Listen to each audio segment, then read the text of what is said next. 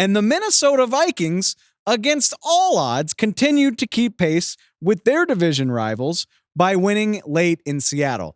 It looked dramatic in the fourth quarter. It almost always does with these guys. Actually, the Lions had back-to-back comfortable wins these last 2 weeks, so they were due for another heart-pounding game, and they got it against Seattle. It looked iffy. Geno Smith put the Seahawks up with less than 5 minutes to play, but once again, Sam Darnold comes through in the clutch. He hits Justin Jefferson late for a go-ahead touchdown, and the Vikings defense shut the door on Geno with a late interception.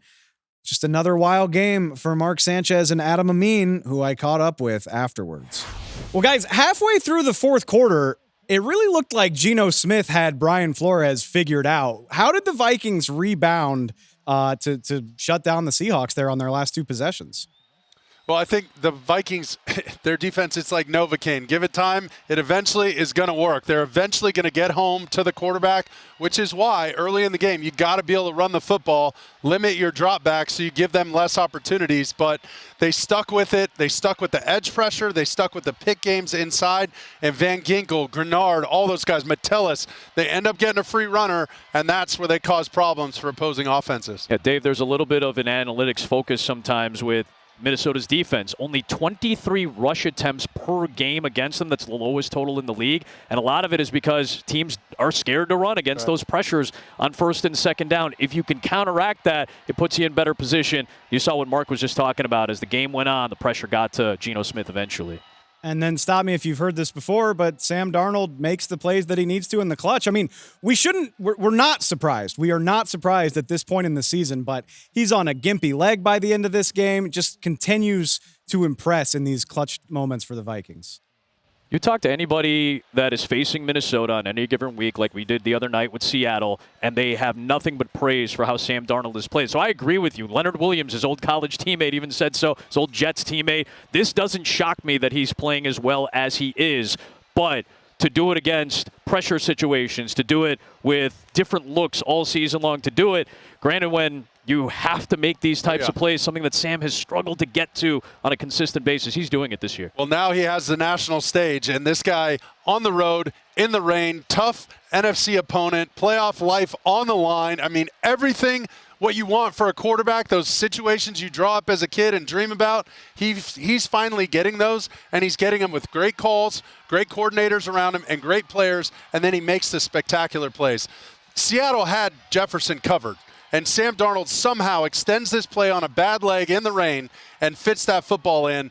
That's incredible stuff. That's going to be something that gives him more and more confidence as he makes his way into the playoffs. It felt for all the world like the Vikings were finally going to let one slip, and Detroit already won. That was kind of weighing on your mind at the end of this game, and at the end of it, the Vikings pull off another one. Such a fun team to watch, you guys. I appreciate it. I'll talk to you soon. Doubt. Absolutely, man. Thanks, Dave. Man.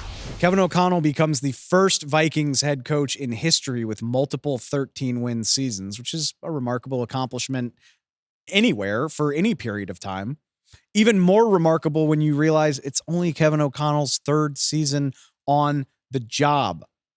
They are 25-10 under KOC in one-score games. You might have seen on the broadcast, 31 wins in one-score games going back to 2021. Most in the NFL, an impressive accomplishment.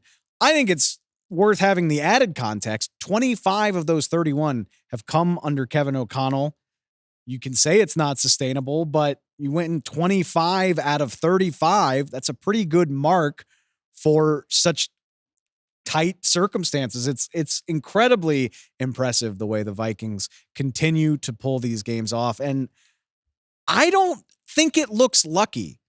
Like, you say it's not sustainable to keep winning games this way, but they just keep finding ways to do it, and they look calm, cool, and collected while they get these skin of their teeth wins. Incredibly impressive what the Vikings are doing. Incredible that the runner-up in the NFC North will have 13 wins. And now the stakes are very clear. If the Vikings lose to Green Bay on Sunday, the Detroit Lions can wrap up not just the NFC North, but the NFC's number one seed with a win against San Francisco next Monday night. If the Vikings beat the Packers next week, it'll set up regardless of what happens in San Francisco, it'll set up a winner-take-all game, Week 18 in Detroit.